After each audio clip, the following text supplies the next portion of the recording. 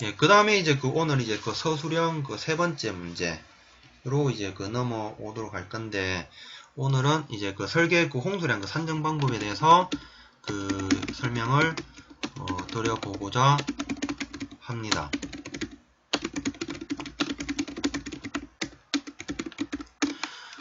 산지 소유역에 대한 설계 홍수량 산정 방법. 이런 문제는 과거에도 비슷한 형태로 많이 나왔는데, 제가 오늘 스터디에 대해서는 25점짜리 형태, 그러니까는 서술형 형태로 다뤘는데, 이거는 72회 때 3교시에 나왔던 문제고요. 그리고 이제 그 이후에 나왔던 문제들은 이제 87회 때도 한번 나오고, 92회도 나오고, 108회도 나왔었는데, 그때는 전부 다 10점짜리 1교시 형태로 다 나왔습니다. 그때는 이제 사방 땐 방수로 이제 단면 산정 부분과 비유량에 대한 연결성 부분에 대해서 문제가 한번 나왔었고, 그 다음에는 유량 산정법의 종류를 들고 이제 각각 설명하시라는 문제. 여기에서 이제 말하는 유량 산정법이라는 거는 이런 설계 홍수량 산정 방법도 되겠는데, 어찌 보면은 유량 측정 부분도 한번 고려를 해봐야 된다라는 것. 그러니까 제일 대표적인 사항으로는 충류외화법이 되겠죠. 그게 있을 것이고, 그 다음에는 이제 이번에 2월달에 올해 2월달에 나왔던 건데 1교시 때 나왔습니다. 유량 산정법 중에서 최대 홍수 유량 산정법에 대해서 설명하시라는 문제가 나왔다라는 점. 예, 이렇게 다양하게 문제를 파고 계셨다가 각자 10점짜리 형태 나왔을 때하고 또 25점짜리 나왔을 때 형태, 그렇게 또 이제 답안 구성 형태를 또 어떻게 달리할 것인지, 거기에 대해서 또 구성해보는 연습이 또 필요하다라는 것. 예, 이게 제가 말씀드리고자 하는 부분이 되겠고요. 예, 그러면 이제 먼저 이제 첫 번째 자, 설계 홍수량 산정의 개요 부분으로 저는 이제 설명을 해보고자 합니다. 예, 먼저 이제 첫 번째 설계 홍수량은 이제 임도의 횡단 배수구라든지, 그 다음에 사방 사업 시의 통수단 면적을 산정하고, 그 다음에 사방댐의 방수로 크기 결정에 중요한 근거 자료, 데이터 자료로서 활용을 하는데 중요한 산정법이 된다라는 것이 첫 번째 개요가 되겠고요. 그 다음에 이제 두 번째로는 이러한 설계 홍수량 산정 방법에는 시우량법이 있고, 그 다음에 비유량법이 있고, 합리식법이 있고, 그 다음에 홍수 현저법이 있고, 그 다음에 헥타르당 가정 최대 유량에 대한 조견표에 의한 방법이 있다라는 것. 네, 이렇게 저는 이제 개요를 설명을 드릴 수가 있겠습니다. 그리고 이제 두 번째 와서는 설계 홍수량 산정에 있어서 이제 법률적인 기준에 대해서 이제 또 설명을 해주고자 합니다. 먼저 첫 번째가 임도의 배수구 설치 부분에 대해서 설명을 먼저 해줄 건데, 임도의 배수구 설치는 산림자원의 조성 및 관리에 관한 법률에서 산림관리 기반 시설의 설계 및 시설 기준에 의해서 백년빈도 확률 강우량과 그 다음에 홍수 도달 시간을 고려한 합리식에 의해서 산정을 한다라는 것. 예, 이게 이제 첫 번째 임도의 배수구 설치 부분에 대한 설명이 되겠고요. 그 다음이 이제 사방사업 계류의 통수단 면적이라든지, 사방댐의 이제 방수로 이제 크기에 대해서 이제 또 설명을 드리자면은 이 부분에 대해서는 이제 사방사업법에서 사방사업의 설계 및 시공 기준에 의한다면은 백년빈도 확률 강우량과 그 다음에 홍수 도달 시간을 고려한 합리식에 의해서 산정을 한다라는 것. 이게 현재 우리가 임도를 이제 설치를 한다라든지 사방 사업을 하는 경우에 이런 관련 법령에 따라서 사업을 진행을 한다라는 것. 예, 설명을 드릴 수가 있겠습니다. 그리고 이제 세 번째 와서는 이제 설계 홍수량 산정 방법에 대해서 이제 설명을 해보고자 합니다. 먼저 제일 첫 번째가 시우량법이 되겠습니다. 시우량법은 이제 첫 번째 사방에서 이제 널리 이제 사용되고 있는 방법 중 하나이고, 그 다음에 유역에서 가장 가까운 관측소에서 관측된 시우량과 그 다음에 유역 면적에 의해서 1초당 유량을 산정하는 방법, 이게 그 시우량법이 되겠습니다. 그리고 이제 그 계산식은 설계 홍수량 Q는 K, 자 유출 개수 곱하기, 그리고 유역 면적, 그 헥타르 기준으로 그 유역 면적 A에다가 그 최대 시우량 그 M 값을 1000 단위로 나눠주고, 여기에서 이제 그 단위 환산 측면에서 이제 만을 이제 곱해주는 형태로 이 값에다가 이제 그 60 곱하기 60, 그 시간 단위를 이제 초 단위로 바꿔주는 과정에서 이제 60, 그 3600을 나눠준 값, 이게 그 Q, 그 최대, 그 시우량법에 의한 그 설계 홍수량 값이 되겠습니다.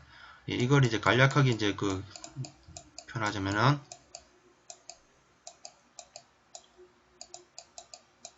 0.2778 KAM, 이 공식이 그 시우량법에 대한 계산 공식이 되겠고요. 그 다음에 이제 두 번째로 와서는 이제 비유량법에 대해서 이제 또 설명을 해보고자 합니다. 그 비유량법은 그 우량이라든지 그 유량에 대한 그 관측 자료가 적고, 그리고 첨두 유량을 산정하기 어려운 곳에 그 비유량에 의한 그 추정을 하는 것이 그 편리하다라는 것, 이게 그 비유량에 대한 간략한 설명이 되겠고, 계산 공식은 그 설계 홍수량 Q는 비유량 스몰 q에다가 그 유역 면적 그 제곱 그 킬로미터 단위로 하는 그 유역 면적 a를 곱한 값, 이게 그 비유량법에 대한 그 공식이 되겠습니다.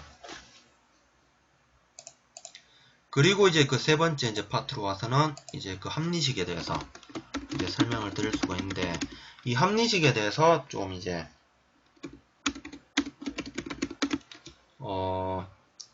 좀 그 현장에 그 적용함에 있어서 좀 많은 애로사항들, 그런 부분이 있겠는데, 우선 서적에 있는 이제 설명부터 간략하게 이제 설명을 드리자면은, 먼저 첫 번째, 강우 강도로부터 유역의 홍수 유출량을 추정하는 방법이 합리식이 되겠고요. 그 다음에 현재 사방댐의 설계에 가장 많이 적용을 하며 법률적인 기준으로서 그 합리식을 적용하게끔 명시가 되어 있다는 것. 그 다음에 세 번째로는 불투소면에서 발생을 하는 최대 홍수량은 주어진 강우 강도와 유역 면적의 곱으로 추정을 한다는 것. 그리고 자연 상태의 유역에서는 침투 등에 의한 강우 손실이 발생하기 때문에 감소 계수를 적용을 한다는 것. 그리고 이제 여기까지 하고 나서 이제 그 계산식을 언급을 해줄 것 같은데, 아까 막 시우량법하고 거의 똑같다고 보시면 될 거예요. Q는 0.002778 곱에 유출 개수 C에다가 강우 강도 I, 그리고 유역 그 헥타르를 단위로 하는 그 유역 면적 그 A의 값을 곱해주는 것, 이게 그 합리식에 대한 그 공식이 되겠습니다. 그런데 이제 이러한 그 합리식을 이제 적용을 함에 있어서 이제 그 유출 개수 부분에 대해서 이제 설명을 드릴 수가 있겠는데, 이제 유출 개수 부분에 대해서는 그 유역의 상태에 따라서 달라진다라는 것, 그리고 강우 강도를 결정하기 위한 그 유달 시간 그 TC가 있습니다. 거기에 대해서는 유역 내 색소 등을 사용을 해서 직접 이제 측정이 가능을 하고, 그 다음에 그 대부분의 경우에 이제 유역의 지형 특성 등에 따른 경험적인 방법을 적용을 한다라고 되어 있습니다. 그리고 이제 여기에서 이제 제가 이제 추가적으로 다시 이제 설명을 드릴 부분은 합리식에 대한 그 유출 개수가 있고, 아까 첫 번째 설명을 드렸던 시우량법에 대한 그 유출 계수 부분에 대해서 간략하게 이제 설명을 드리자면은 시우량법에 대한 유출 계수에서는 뭐 지형 상태라든지 그 다음에 뭐 임지의 뭐 피복 상태라든지 그런 그 부분을 이제 종합적으로 고려를 해서 그 유출 계수를 산정하는 데 반해 합리식법은 단순히 경험적인 방법에 의해 가지고 적용을 한다라는 부분, 이 부분을 좀 유념을 하실 필요성이 있을 것 같아요. 예. 그리고 다시 그 자세한 내용은 추가적으로 이 다른 그 두 가지 방법을 더 설명을 하고 나서 또 다시 이제 대단원 4번 단원에서 또 이제 설명을 드리도록 하겠습니다. 이제 네 번째가 이제 그 홍수위 흔적법에 대한 이제 설명이 되겠는데, 홍수위 흔적법은 그 홍수위 흔적에 의해서 홍수위를 추정을 하거나, 그 다음에 최고 수위의 흔적표나 최고 수위계를 이용을 해서 홍수위를 실측을 한다라는 것. 그 다음에 유로 횡단면을 측량을 해서 유적을 구하고, 그 다음에 홍수류의 수면 물매와 경심을 파악을 하고 나면은 매닝 공식 등의 평균 유속 공식에 의해서 홍수 유량을 산정을 한다라는 것. 그 다음에 골막이라든지 유로공 등의 계간공 그 시공지를 적용 장소로 이용을 한다라는 것. 이게 그 홍수위 흔적법에 대한 그 설명이 되겠습니다. 우리가 실제적으로 이제 이 홍수위 흔적법이라고 하면은 산지에 그 가보시면은 그 계곡부 아마 많이 보셨을 건데, 뭐 이게 일반적으로는 그 계류라고 했을 때 물길이 그 찬 그 흔적이라고 해야 됩니까? 그 보면은 평상시에는 한 유수가 한 이 정도 높이까지 이 정도 높이 정도밖에 없는데, 그 보시면은 과거에 한 그 이 정도 높이까지 찼다는 그 흔적, 그러니까 여기 그 양쪽 그 계안 그 사면을 보면은 그 유수에 의해 가지고 계안이 약간 좀 침식이 되는 그 부분 높이가 있을 것입니다. 이 부분까지에 대한 그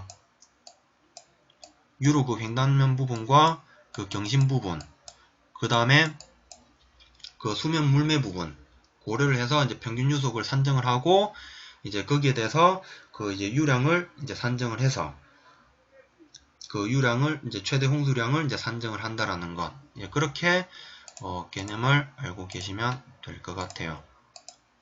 예, 그리고 이제 이렇게 그 네 번째 홍수위 흔적법까지 하고 나서 이제 마지막 그 이제 헥타르당 가정 최대 유량이 있습니다. 여기에 따른 그 조견표에 의한 방법이 되겠다.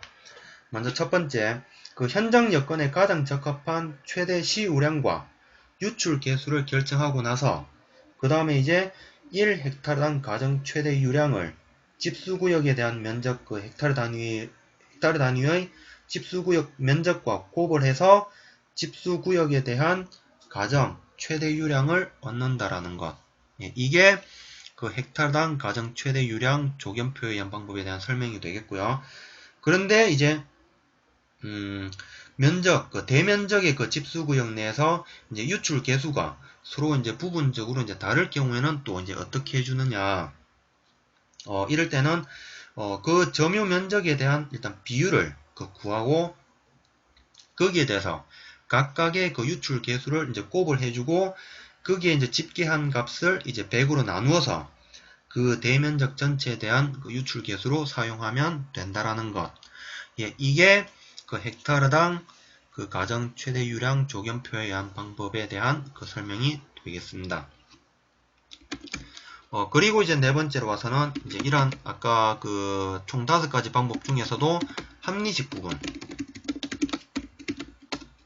합리식의 산정이 있어가지고 그 불합리한 부분에 대해서 이제 또 이제 그 부가적으로 설명을 해줄 필요성이 있겠다. 이게 그 제가 그 작년 그 10월 달에 그 첫 번째 그 면접을 볼 때, 저한테는 그 이런 질문이 안 왔었는데, 그 다른 분들한테는 그 이런 질문을 했다고 하더라고요. 합리식에 대해서 그 불합리한 부분에 대해서 한번 설명을 해보라. 예, 이런 그 면접 질문이 나왔기 때문에 이걸 바탕으로 해서, 저는 그 합리식, 이거 네 번째 단원을 이제 설명을 해보고자 합니다. 먼저 첫 번째, 그 유출 그 계수는 일단 그 계류 상태에 따라서 뭐 일반 그 계류와 그 황폐 계류로 이제 구분을 해서 적용을 하는데 이 합리식이 이제 결정적인 이제 오류가 생기는 게 소유액에 대해서는 비록 좀 적합할지 모르겠지만 유역 면적이 이제 커지면 커질수록 좀 오류값이 이제 발생을 한다라는 것. 그리고 이러한 합리식은 미국에서 이제 개발된 식인데 이제 우리나라 그 산지 실정에 맞도록 뭐 토질이라든지 뭐 토성, 그 다음에 뭐 임상이라든지 임종, 그 다음에 수감 밀도, 그리고 이제 그 피복 상태, 피복 정도, 피복 상태가 되겠죠. 이런 그 부분을 고려를 해서 합리적으로 식을 그 유도하기 위한 그 연구와 노력이 필요하다라는 것. 이게 그 제가 생각하는 그런 부분이 되겠고요. 그리고 이를 통해 가지고 유수를 그 원활하게 이제 처리할 수 있도록 그 통수단 면적을 계산을 하고 그 향후 그 사방댐 방수로 크기라든지 그 다음에 임도에 대한 그 배수구 부분에 대해서 좀 더 정확한 데이터 값을 산출하기 위한 그런 우리나라 실정만에 맞는 그런 식을 하나 갖춰야 되지 않을까라고 생각을 하고요. 그리고 이제 이러한 그 유출 그 개수 부분에 대해서는 주변에 이제 뭐 석사 그 과정을 한다든지 박사 과정을 하는 친구들 보면은 여기에 대해서 지속적으로 논문을 이런 그 주제로 많이 그 연구를 하고 있다라는 사실, 예, 그렇게 알고 계시면 될 것 같아요. 그리고 이제 마지막 이제 결론 부분에 와서는 이제 다시 이제 앞선 그 내용들을 이제 종합을 해서 우리나라 이제 실정에 맞는 최적의 설계 홍수량 산정 체계 구축을 통해서 산지를 합리적으로 보전을 하고 이용할 수 있는 그런 체계를 구축할 필요성을 많이 느낀다. 예, 이게 그 제가 생각을 하는 이 문제에 대한 답안 작성이라고 보시면 될 것 같습니다. 예, 그리고 이제 그 CSW님께서 그 작성을 해오신 그 부분. 먼저 첫 번째, 설계 그 홍수량 그 산정의 그 개요로서 이제 뭐 유역의 특성이라든지 환경적인 부분 종합적으로 고려를 해서 결정을 해야 된다라는 것. 그리고 종류는 이렇게 4가지가 있다라는 것.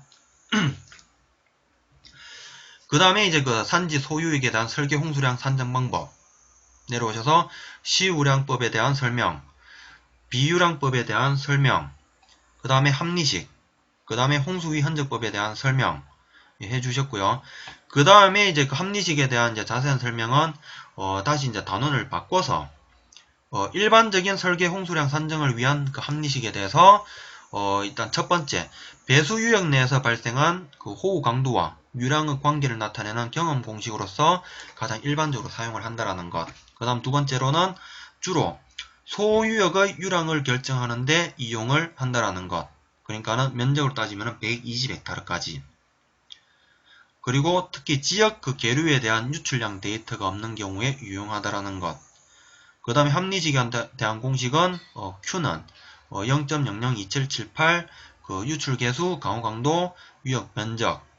그리고 이러한 그 유출 계수 적용값은 그 산림 그 경사 상태에 따라서 이제 뭐 완만한 산림 지역, 험준한 산림 지역, 그 황무지, 예, 이런 거에 따라서 유출 계수가 달라진다라는 것, 예, 언급해 주셨고, 그 다음에 이제 마지막 이제 결론 부분 오셔서 현재 우리나라 홍수량 설계 시에 합리식에 적용하는 강우 강도가 시우량이므로 단순히 1시간으로 가정을 하여 산정을 한다. 그러나 집수유역이 대부분 소면적이고 유로의 길이는 짧으며 유로의 경사는 급하고 홍수 도달 시간이 1시간 미만임을 감안할 때 강우 강도가 과소치 적용 우려가 있으므로 충분한 검토가 필요하다라는 것. 예. 이 부분 내용은 굉장히 괜찮은 것 같습니다. 오히려 제가 찾아온 것보다도 예, 더 좋아 보인다라고 예, 표현을 드릴 수가 있겠습니다. 예, 이게 그 설계 그 홍수량 산정 방법에 대한 예, 이제 설명이 되겠고요.